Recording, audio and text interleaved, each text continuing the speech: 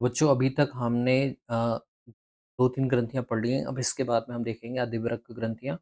Chapter है आपके 11th NCERT को सबसे लास्ट वन, जिसमें हम हार्मोन्स के बारे में स्टडी कर रहे हैं। तो ये हम देखते हैं, सबसे पहले हमारे शरीर में प्रत्येक वृक्क के अग्रभाग में स्थित एक जोड़ी अधिवृक्क ग्रंथियाँ पाई जाती हैं। ये इसके बाहर की तरफ जो आपको कवरिंग देखने को मिलती है, उसे आप कॉर्टेक्स कहते हैं, और जबकि अंदर की तरफ जो पाया जाता है भाग ऊतक, उसे आप मेडुला कहते हैं। 2 अलग-अलग प्रकार के हार्मोन सीक्रेट करेंगे। तो यहाँ पे जो मध्यांश होता है, मेडुला होता है, वो 2 प्रकार के हार्मोन सीक्रेट करता है, एपिनेफ्रिन या फिर एड्रेनालिन, या फिर नॉरएड्रेनालिन, या फिर नॉरएपिनेफ्रिन। ठीक है? ये एक ही नाम है, एड्रेनालिन बोल सकते हैं आप, इसे एपिनेफ्रिन कहते हैं। ये भी एक नाम है। ठीक है? तो इन्हें सम्मिलित रूप से कैटकोलमिन्स नाम बोला जाता है। इनका सम्मिलित नाम क्या है बच्चों? कैटकोलमिन्स। तो यहाँ पे ये हार्मोन कब सीक्रेट होते हैं? थोड़ा-सा सॉर्ट कर लेते हैं।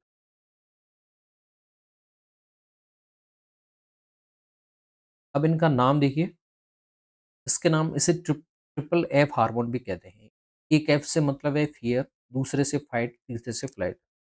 यहाँ पे ये जब हार्मोन सीक्रेट होता है, तब आप 3 कंडीशन करते हुए पाएँगे खुद।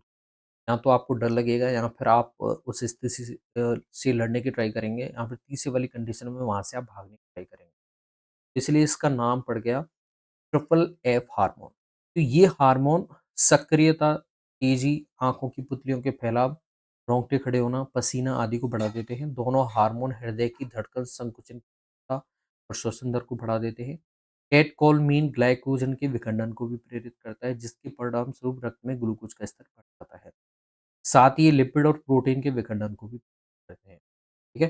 तो तीनों प्रकार के अणुओं को तोड़ने के लिए ये प्रेरित करते हैं। अब ये जब हाँ, हार्मोन आता है क्वेश्चन से रिलेवेंट, तो इस प्रकार का ज़रूर पूछ लेते हैं कि आप जब विकट परिस्थितियों में हैं, कोई भी ऐसी जटिल परिस्थितियों में हैं, आपको गुस्सा आ रहा है, तो उस टाइम पे कौन-सा हार्मोन सीक्रेट होगा? तो इस तरह का पूछते हैं। बाकी जो वलकुट है, उसकी 3 परत आपको देखने को मिलेंगी। बाहर की परत होगी, एक मध्य की परत होगी, और सबसे परत होगी।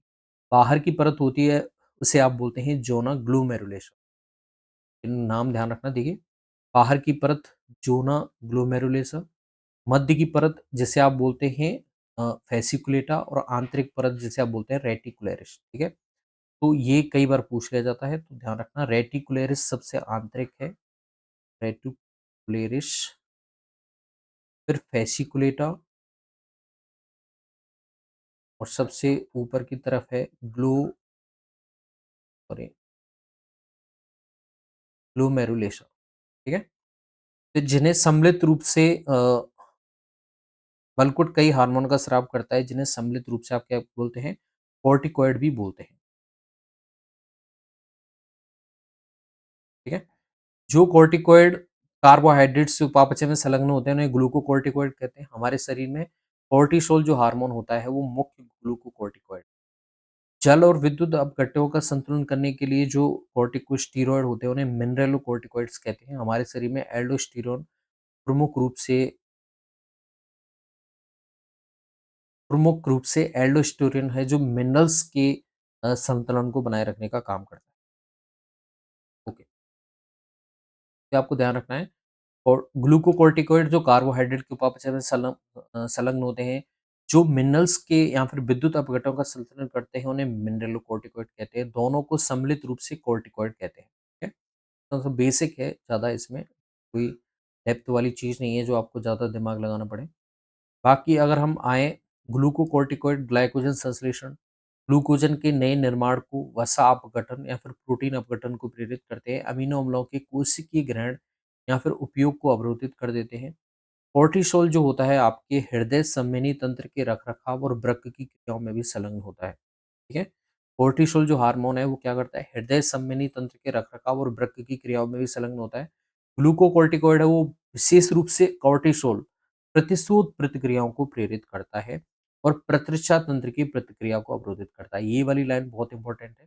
यहाँ पे पूछा जाता है, ग्लूकोकॉर्टिकॉइड हार्मोन है, वो प्रतिरक्षा तंत्र की प्रक्रियाओं को अवरोधित करेगा, और जो प्रतिशोध, इन्फ्लामेटरी जो प्रोसीजर होते हैं, उनको क्या करता है? प्रेरित करता है। कॉर्टिसोल आरबीसी के उत्पादन को प्रेरित करता है। एल्डोस्टेरोन मुख्यतः वृक्क नलिकाओं पर कार्य करता है। सोडियम और जल के पुनरावशोषण।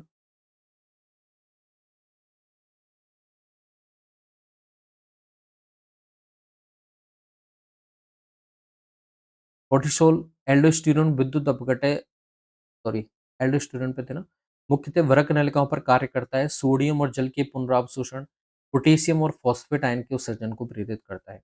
इस प्रकार एल्डोस्टेरोन विद्युत अपघटय शरीर द्रव के आयतन, पराशरणी दाब और रक्तदाब को बनाए रखने में सहायक होता है। तो ये आपको ध्यान रखना है। देखिए यहाँ पे शॉर्ट में अगर आप समझें तो एक होते हैं कॉर्टिकॉइड, और ये किसके द्वारा, कॉर्टेक्स के द्वारा स्रावित होते हैं। और इसमें भी आपके दो तरह के देखने को मिलेंगे ग्लूकोकॉर्टिकॉइड, एक होता है मिनरेलोकॉर्टिकॉइड। ठीक है, ग्लूकोकॉर्टिकॉइड में आपके कौन सा है, ग्लूकोकॉर्टिकॉइड है। मिनरेलोकॉर्टिकॉइड में आपके एल्डोस्टेरोन है, और इधर आपकी कॉर्टिसोल, एल्डोस्टेरोन। ये जल और विद्युत अपघटनों का संतुलन करेगा, जबकि ये कार्बोहाइड्रेट के विघटन और उसके संतुलन को बनाए रखता है। ओके, तो ये हो गया। एड्रिनल वल्कुट द्वारा कुछ मात्रा में एंड्रोजेनिक स्टेरॉयड का भी स्राव होता है, जो यौवन आरंभ के समय अक्षीय रोम, जघन रोम और मुख रोम की वृद्धि में भूमिका निभा कर पाता है। एड्रिनल वल्कुट द्वारा हार्मोन के अल्पस्राव के कारण कार्बोहाइड्रेट उपापचय पर विपरीत प्रभाव पड़ता है, जिसके कारण अत्यंत दुर्बलता और थकावट का अनुभव होता है, जिसे एडिशन रोग कहते हैं। तो आपके जो एडिशन रोग होता है, वो किसकी वजह से होता है, एड्रिनल वल्कुट के द्वारा जो हार्मोन कम सीक्रेट होते हैं, जिससे कार्बोहाइड्रेट उपापचय अच्छी तरह से नहीं हो पाता है, उसकी वजह से एडिशन रोग देखा जाता है। तो आपको ध्यान रखना है, एडिशन रोग एड्रिनल वल्कुट के द्वारा जो हार्मोन सीक्रेट कम होते हैं, उसकी वजह से देखने को मिलता है। अब हम आ जाते हैं अग्ना से। तो अग्ना से देखिए, अग्ना से बच्चों कैसी एक संयुक्त ग्रंथि है, जो अंतःस्रावी और बहिःस्रावी दोनों के रूप में कार्य करती है। ठीक है, अंतःस्रावी अग्नाशय लैग्रैंज द्वीपों से बना होता है। साधारण मनुष्य के अग्नाशय में लगभग 10 से 20 लाख लैग्रैंज द्वीप समूह, जो अग्नाशयी ऊतकों का 1 से 2% हिस्सा होता है। अब देखिए ये बहुत ही इंपॉर्टेंट है अग्नाशय, इससे ही आपके मोस्टली क्वेश्चन पूछे जाते हैं।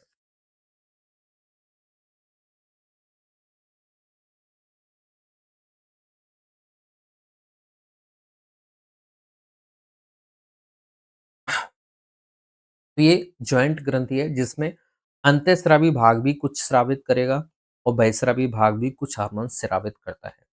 तो अंतःस्रावी अग्नाशय लैग्रैंज द्वीपों से बना होता है, और इसके मनुष्य जो होता है उसके अग्नाशय में लगभग 10 से 20 लाख लैग्रैंज द्वीप समूह पाए जाते हैं। अब यहाँ पे देखिए अल्फा सेल्स भी पाई जाएगी, बीटा सेल्स भी पाई जाएगी, और गामा या फिर डेल्टा सेल्स भी पाई जाती है। अब यहाँ पे अल्फा सेल्स जो होती है वो ग्लूकागोन सीक्रेट करती है, जबकि बीटा कोशिका होता है वो इंसुलिन हार्मोन सीक्रेट करती है। अब ये दोनों ही हार्मोन एक दूसरे के कैसे हैं, विरोधी हार्मोन है। जो काम ग्लूकोज करेगा वो इंसुलिन को कतई पसंद नहीं है, इंसुलिन उसका विरोध करेगा।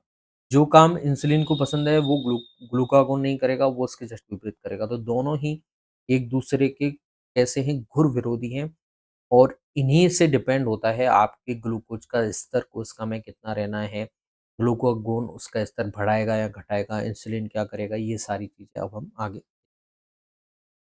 देखिए, जिन्हें अल्फा और बीटा सेल्स कहते हैं। और शुरू करते हैं हमारा इम्पोर्टेंट। ओके, तो देखिए अल्फा कोशिकाओं का ग्लूकागोन और बीटा कोशिकाएं इंसुलिन हार्मोन का सीक्रेशन करती हैं। ठीक है बच्चों, तो देखिए ग्लूकागोन एक पेप्टाइड हार्मोन है, जो सामान्य रक्त शर्करा स्तर के नियमन में मुख्य भूमिका निभाता है। ग्लूकागोन मुख्य रूप से यकृत कोशिकाओं पर कार्य कर ग्लाइकोजन अपघटन को प्रेरित करता है, जिसके फलस्वरूप रक्त शर्करा का स्तर बढ़ जाता है। तो बच्चों देखिए, ग्लूकागोन जो है आपके क्या करता है, हाइपरग्लाइसेमिक हार्मोन है, रक्त में शर्करा का स्तर बढ़ाता है। ठीक है, जबकि इंसुलिन जो है, जो बीटा कोशिकाओं के द्वारा स्रावित होती है, वो शर्करा के स्तर को कम करता है, यानी कि हाइपोग्लाइसेमिक हार्मोन। ठीक है, वो क्या करता है, ये कोशिका में शर्करा का यूज करवाएगा, जिसकी वजह से आपके जो ग्लूकोज है वो उसकी मात्रा नहीं बढ़ती है। तो ग्लूकागोन कैसा है, हाइपरग्लाइसेमिक है, क्योंकि शर्करा का स्तर बढ़ा रहा है, इसलिए इसका नाम पड़ जाता है हाइपरग्लाइसेमिक हार्मोन, ये पूछा जाता है। जबकि इंसुलिन कैसा है बच्चों, हाइपोग्लाइसेमिक हार्मोन है।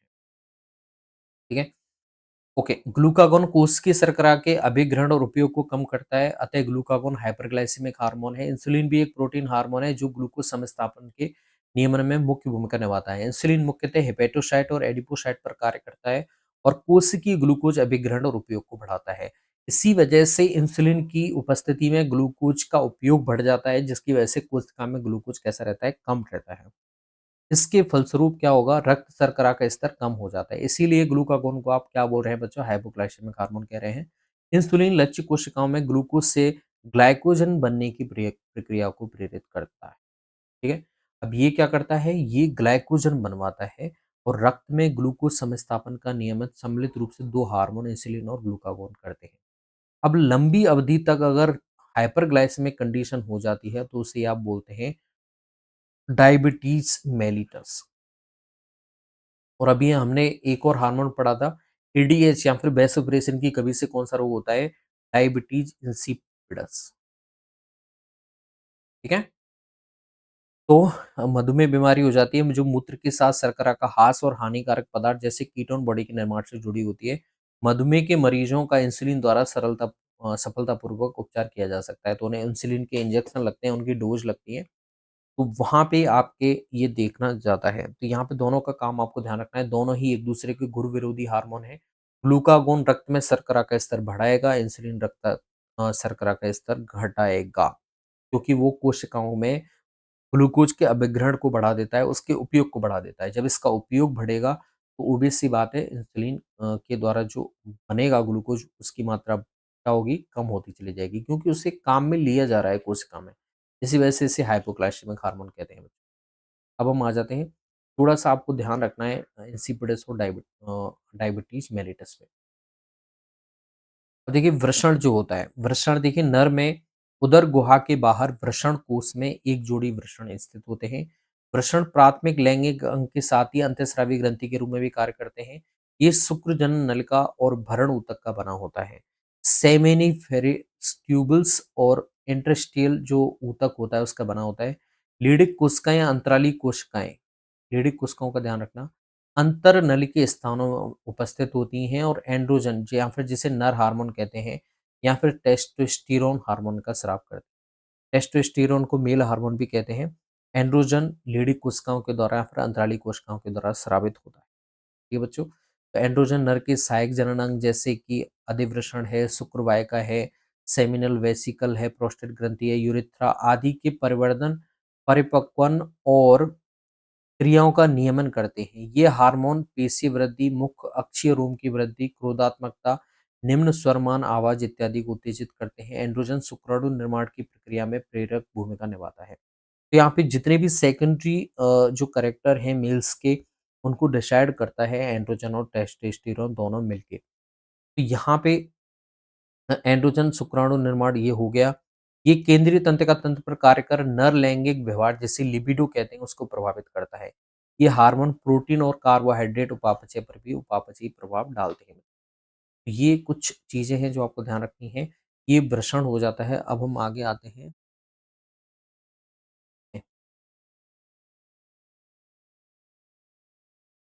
अंडाशय। ओके। नर में देखिए मादाओं के उदर में अंडाशयों का एक जोड़ा पाया जाता है। अंडाशय एक प्राथमिक मादा लैंगिक अंग है जो प्रत्येक मासिक चक्र में एक अंडे को उत्पादित करता है। इसके अतिरिक्त देखिए अंडाशय 2 प्रकार के हार्मोन समूह का उत्पादन करता है, एस्ट्रोजन या फिर प्रोजेस्टेरॉन। वहाँ पे कौन-सा हुआ था, मेल में एंड्रोजन था एक और दूसरा था टेस्टोस्टेरोन जो टेस्टिस में स्रावित होता है। यहाँ पे देखिए एस्ट्रोजन और प्रोजेस्टेरॉन। प्रोजेस्टेरॉन को प्रेग्नेंसी हार्मोन भी कहते हैं। एस्ट्रोजन जो है वो मादाओं में द्वितीयक लैंगिक कैरेक्टर हैं, उन्हें डिसाइड करवाता है। अंडाशय अंडपुटक और भ्रूणऊतक का बना होता है। एस्ट्रोजन का संश्लेषण और स्राव प्रमुख रूप से परिवर्धित हो रही अंडाशय पुटकों द्वारा होता है। अंडोत्सर्ग के बाद जब एलएच सर्ज हो जाएगा 14वें दिन, लगभग 14वें दिन पे आपका अंडा फॉलिकल से निकल जाता है। उसके बाद में जो विखंडित पुटिका है वो कार्पस ल्यूटेम में बदल जाती है, जो कि मुख्यतः प्रोजेस्टेरोन हार्मोन का स्राव करता है। अब यही कार्पस ल्यूटेम अगर अंडे का क्या नहीं होगा, जनन नहीं होगा, वहाँ पे उस पे आके शुक्राणु उसे नहीं मिलेगा, तो ये अस्थायी हो जाता है और ये कार्पस एल्बिकस पीले रंग की एक स्रावी पिंड में चेंज हो जाता है। ये द्वितीयक लैंगिक करैक्टर एस्ट्रोजन की वजह से आएँगे। स्त्रियों के लैंगिक व्यवहार का ये नियामक भी है। प्रोजेस्टेरोन प्रेगनेंसी हार्मोन है, इसलिए प्रसवता में सहायता करता है। दुग्ध ग्रंथियों पर भी कार्य करके दुग्ध संग्रह कूपिकाओं के निर्माण और दुग्ध के स्राव में सहायता करता है। दुग्ध ग्रंथियों पर एक और था प्रोलैक्टिन पीआरएल हार्मोन है, वो भी ये करता है। अब हम देखिए ये कुछ हमने आपकी ग्रंथियाँ देख ली हैं बच्चों, और आई होप आपको अच्छे से समझ में आया होगा। अब हम देखते हैं हृदय, वृक्क और जठर आंतीय पथ के हार्मोन। जब अब तक आप अंतःस्रावी ग्रंथियों और उनके हार्मोन के बारे में समझ चुके होंगे बच्चों। यद्यपि ये पहले इंगित या फिर बताया जा चुका है कि हार्मोन का स्राव कुछ अन्य अंगों द्वारा भी होता है। यद्यपि ये अंतःस्रावी ग्रंथियां नहीं है बच्चों, तो आपको ध्यान रखना है ये अंतःस्रावी ग्रंथियां नहीं है, फिर भी ये कई सारे हार्मोन सीक्रेट इम्पोर्टेंट है। जैसे हृदय की आलिंद भित्ति द्वारा एक पेप्टाइड हार्मोन स्रावित होता है जिसे हम बोलते हैं एट्रियल नाइट्रियूरेटिक फैक्टर एएनएफ, जो रक्तदाब को कम करता है। जब रक्तदाब बढ़ जाता है, जैसे मान लीजिए आपकी एक पाइप है और यहाँ पे आपके रक्त बह रहा है, तो रक्त के द्वारा इसकी भित्ति पे जो दबाव डाला जाता है उसे आप ब्लड प्रेशर कहते हैं। अगर मान लीजिए किसी कंडीशन से यहाँ पे इसमें जमाव आ जाता है किसी भी चीज़ का, तो अब जो फ्लो है वो और ज़्यादा कैसा होगा, कम होगा और इस पे दबाव बहुत ज़्यादा पड़ेगा। लेकिन मान लीजिए ये सिकुड़ जाए किसी कंडीशन से, तो अब रक्त का प्रेशर कैसा हो जाएगा, कम हो जाता है रक्त का दाब, ठीक है? तो आपको रक्त का दाब जितना बता रखा है 120 और 80 इसके बीच में ही रखना है, ठीक है? जिससे दूसरे अंगों को अच्छी तरह से सप्लाई हो पाए। जब रक्तदाब बढ़ जाता है तो एएनएफ के स्राव की वजह से रक्त वाहिकाएँ कैसी हो जाती हैं, विस्तारित हो जाती हैं और रक्तदाब कम हो, ठीक है बच्चों? वृक्क की जस्टा ग्लोमेरुलर कोशिकाएँ एरिथ्रोपोएटिन नामक हार्मोन बहुत इंपॉर्टेंट है, कई बार पूछा गया है। एरिथ्रोपोएटिन हार्मोन क्या करता है? आरबीसी के निर्माण को प्रेरित। जठर आंतीय पत्र के विभिन्न भागों में उपस्थित अंतर्स्रावी कोशिकाएं 4 मुख्य पेप्टाइड हार्मोन का स्राव करती हैं। गैस्ट्रिन, सीक्रेटिन, कोलसिस्टोकाइनिन और जठर अवरोधी पेप्टाइड या फिर gastric inhibitory peptide GIP, gastric inhibitory peptide. तो बच्चों मुझे लग सकता है देखिए बच्चों आपको लग सकता है कि चैप्टर थोड़ा लंबा हो गया। हालाँकि मुझे लंबा पढ़ाने की आदत नहीं है, लेकिन आपके एनसीईआरटी का टॉपिक अच्छी तरह से क्लियर हो जाएगा। तो आप वीडियो को आराम से पॉज़ करके थोड़ी देर जो भी हम पढ़ा है उसे रिवाइज़ कर सकते हैं या फिर माइंड में सोच सकते हैं।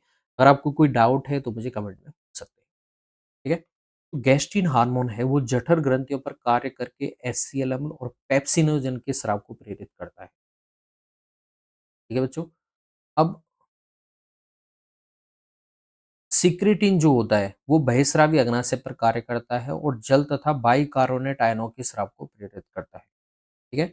इनके काम पूछे जाते हैं, ध्यान रखना सिक्रेटिन अग्नाशय पर कार्य करके जल और बाइकार्बोनेट आयन के स्राव को प्रेरित करता है, जबकि कोलसिस्टोकाइनिन अग्नाशय और पित्ताशय दोनों पर कार्य करता है और अग्नाशयी एंजाइम और पित्त रस के स्राव को प्रेरित करता है। जबकि जीआईपी जो है, वो जठर स्राव और उसकी गतिशीलता को अवरुद्ध करता है। अन्य ऊतक जो अंतःस्रावी नहीं है, कई हार्मोन का स्राव करते हैं, उन्हें वृद्धि कारक कहते हैं। ये वृद्धि कारक ऊतक की वृद्धि, उसकी मरम्मत और पुनर्जनन के लिए आवश्यक होते हैं। तो ये 4 हार्मोन हैं बच्चों, आपको ध्यान रखने हैं। गैस्ट्रिन क्या करता है? एससीएल अम्ल और पेप्सिनोजन का सीक्रेशन को प्रेरित करता है। सेक्रेटिन क्या करता है बच्चों? जल और बाइकार्बोनेट आयनों के स्राव को प्रेरित करता है। ये क्या करता है? अग्नाशय से अग्नाशयी रस और पित्ताशय से पित्त रस को प्रेरित करता है। जठर अवरोधी पेप्टाइड है जो जठर स्राव और उसकी गतिशीलता को रोकने का काम करता है। आगे बढ़ते हैं, हार्मोन की क्रियाविधि किस तरह से होती है? ये इंपॉर्टेंट है बहुत, ये आपको ध्यान रखना है। देखिए,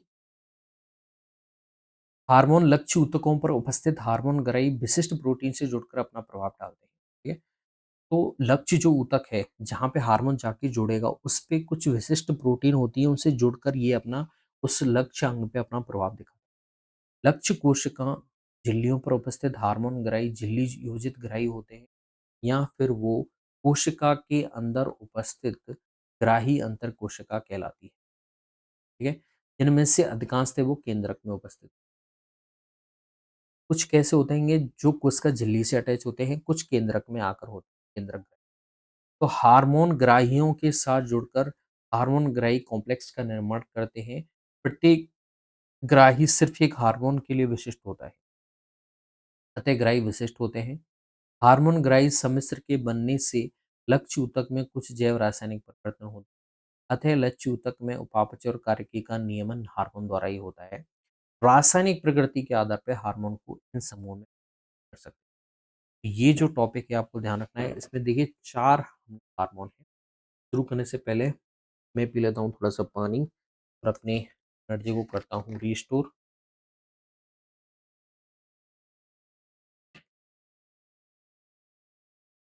देखिए बच्चों, एनसीईआरटी लाइन टू लाइन आपको ध्यान रखना है। इसमें बहुत सारे पॉइंट हैं और छिपे हुए होते हैं। आप जितनी बार एनसीईआरटी पढ़ोगे आपको कुछ ना कुछ पॉइंट आपको निकल के आ जाएँगे कि ये वाला इम्पोर्टेंट है, और हर बार पढ़ने से आपको और ज़्यादा निकट, ठीक है? तो अगर आप हिंदी मीडियम के स्टूडेंट हैं तो हिंदी से पढ़िए, अगर आप इंग्लिश मीडियम, आप इंग्लिश वाली किताब से भी पढ़ सकते हैं। बाकी इसकी जो टर्म्स पॉइंट जो हैं, आपके साइंटिफिक टर्म्स हैं, वो तो इंग्लिश में मोस्टली होती ही हैं, ठीक है?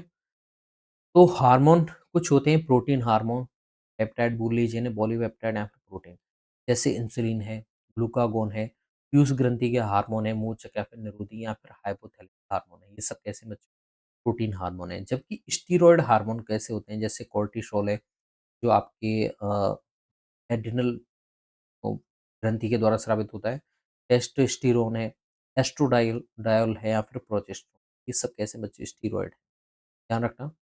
ओके। फिर आयोडोथायरोनिन है, थायराइड हार्मोन के द्वारा जो स्रावित होते हैं। फिर अमीनो अम्ल के व्युत्पन्न हैं, जैसे एपिनेफ्रिन या फिर नॉन एपिनेफ्रिन, वो अमीनो अम्ल के व्युत्पन्न। यहाँ पे 4 हार्मोन आपको देख, जो हार्मोन झिल्ली पे उपस्थित ग्राहियों से क्रिया करते हैं, वो साधारणतः लक्ष्य कोशिकाओं में प्रवेश करते हैं, लेकिन वो सेकेंडरी मैसेंजर का निर्माण करते हैं, जैसे CAMP है, IP3 है, कैल्शियम प्लस 2 है। तो ये कैसे हैं, ये सेकेंडरी मैसेंजर का काम करते हैं। यानी कि कुछ किसी ने बात सुनी, जैसे मैसेंजर होता है ना, एक राजा से उसने कुछ अपना संदेश लिया और किसी दूसरे के पास में पहुँचाया। तो यहाँ पे मैसेंजर क्या करेगा, झिल्ली से कोई ये मैसेज रिसीव करेगा कि ये वाला अणु से जुड़ने आया है, और कहाँ पहुँचा देगा इसे, केंद्र के पास में पहुँचा। तो ये आपको ध्यान रखना है। अतः कोशिकीय उपापचय का नियमन करते हैं।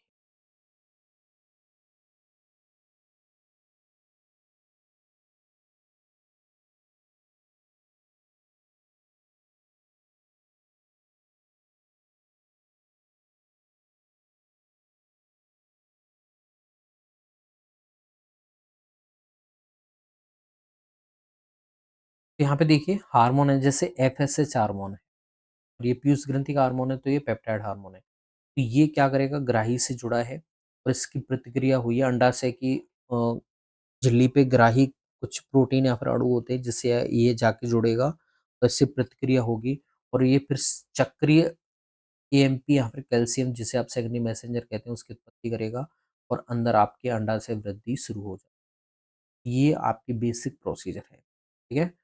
ये किसका है, FSH हार्मोन, जिसे आप पेप्टाइड हार्मोन या फिर कौन-सा बोल सकते हैं, पॉलीपेप्टाइड प्रोटीन हार्मोन बोल सकते हैं। अब हम आगे आते हैं।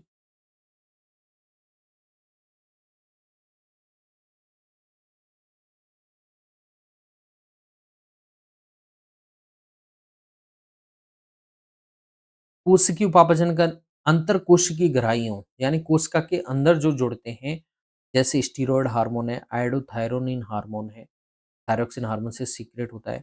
ये सब हार्मोन कॉम्प्लेक्स बनाते हैं हार्मोन ग्राही सम्मिश्र और जीनोम के पारस्परिक क्रिया से, जिनकी अभिव्यक्ति तथा गुणसूत्र क्रिया का नियमन।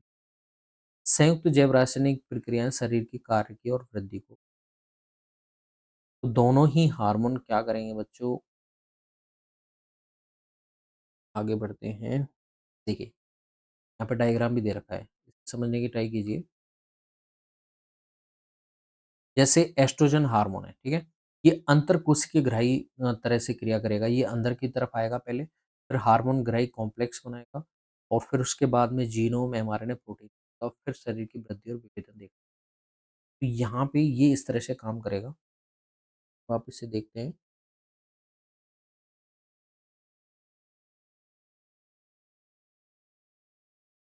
ओके,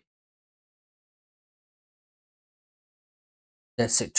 तो यहाँ पे 4 तरह के हार्मोन हमने देखे, स्टीरॉयड हार्मोन, आयोडोथायरोनिन, या फिर प्रोटीन हार्मोन, या फिर अमीनो अम्ल का विभिन्न हार्मोन। तो यहाँ पे हमने सारी चीज़ें देख ली हैं, जैसे स्टीरॉयड हार्मोन है, वो कैसा है, अंतरकोशिकीय ग्राही है, जबकि पीयूष ग्रंथि से निकलने वाले हार्मोन वो झिल्ली विभाजित ग्राही। यहाँ पे देखिए हार्मोन ग्राही कॉम्प्लेक्स से मिला है, तो आपके जीनोम से एमआरएनए बना है और प्रोटीन बना है और ऊतक। ये सारी चीज़ें आपको ध्यान रखनी है। एनसीईआरटी टॉपिक है बायोलॉजी का, जिसमें हम क्या देखते हैं, हार्मोन्स देखते हैं। फिर उसके बाद में सारांश है, तो सारांश बच्चों सभी बच्चे पढ़ेंगे, इसमें जो इम्पोर्टेंट पूछ, इससे आपको एक बार आइडिया हो जाएगा। This will be all about chemical coordination and integration. अब इसमें छोटे-छोटे बेसिक पॉइंट आप सारांश में जाके पढ़ सकते हैं, और संबंधित चीज़ें अगर आपको कुछ भी समझ में नहीं आए तो मुझे पूछ सकते हैं। आई होप आपको ये वाला चैप्टर अच्छे से समझ में होगा। कुछ चीज़ें जो बेसिक आपको ध्यान रखनी है इसमें, वो मैं आपके सामने ऐड कर देता हूँ। ठीक है। एक तो आपको ध्यान रखना है, एडीएच हार्मोन की कमी से कौन-सा रोग होता है बच्चों? Diabetes insipidus. जबकि बीटा कोशिकाएँ जो होती हैं, वो एक हार्मोन सीक्रेट करती हैं, जिसे आप बोलते हैं इंसुलिन। इंसुलिन हार्मोन की कमी से जो रोग होता है, उसे आप बोलते हैं डायबिटीज मेलिटस। ये एक तो ये हार्मोन ध्यान रखना है आपको। उसके बाद में आपको पीयूष ग्रंथि का हार्मोन है, ठीक है? जो पश्च पीयूष ग्रंथि है, वो हाइपोथैलेमस के डायरेक्ट कैसे होती है, अधीन होती है, ठीक है? ये चीज़ें आपको ध्यान रखनी है। पार्ट्स इंटरमीडिया है, जिसकी वजह से आपके मेलाटोनिन हार्मोन सीक्रेट होता है, ठीक है? तो ये छोटी-छोटी बेसिक चीज़ें हैं, जो आपके बेसिक की पॉइंट को तुरंत रिवाइज़ करने के लिए इम्पोर्टेंट, आप नोट्स के रूप में लिख सकते हैं। तो guys this will be all about chemical integration and coordination. Thanks, मिलता हूँ किसी दूसरे एनसीईआरटी के चैप्टर के साथ में, और आशा करता हूँ आप सभी इसको पॉइंट टू पॉइंट